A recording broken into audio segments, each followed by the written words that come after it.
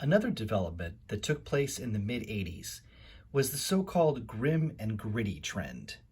Some would say that it began with the first appearance of the Punisher in Amazing Spider-Man 129, dated February 1974.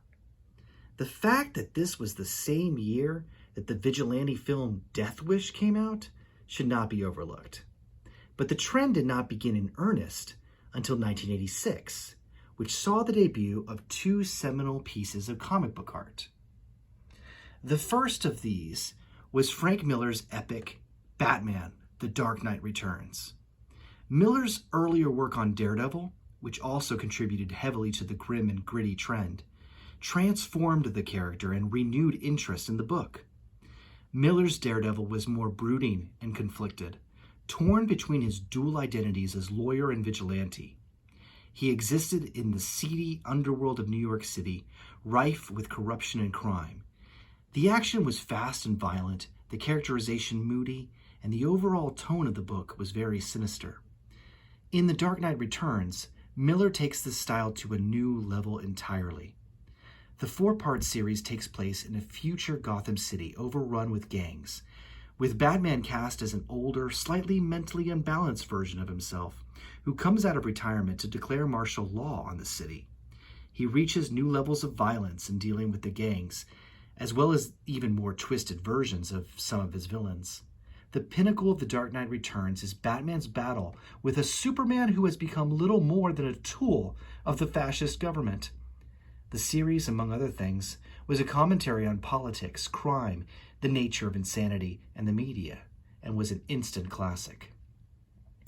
Alan Moore and Dave Gibbons produced the second big trendsetter in the grim and gritty trend, the 12-part series Watchmen, which is widely recognized as one of the greatest comic series ever made.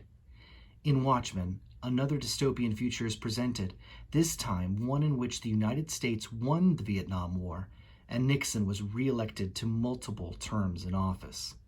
The heroes in Watchmen, with one exception, had no special powers and acted and spoke like regular people, and had very real flaws and vices.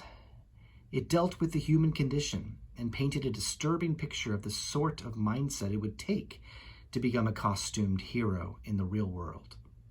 Watchmen was, in fact, a deconstruction of the superhero mythos and contained numerous levels of complexity of meaning that are dealt with in far better books than I can hope to do here. Let it be said, though, that Watchmen remains the apex of the mainstream comic book form, the standard that every truly ambitious comic book strives to achieve. Both The Dark Knight Returns and Watchmen received significant coverage in the news, which created a brief comics have grown up media craze that was typically superficial and short-lived. So influential were these two series that virtually every other comic book in the mainstream adapted a violent, dark, and twisted theme. In the years to follow, even the most optimistic and cheerful heroes would become prone to violent mood swings.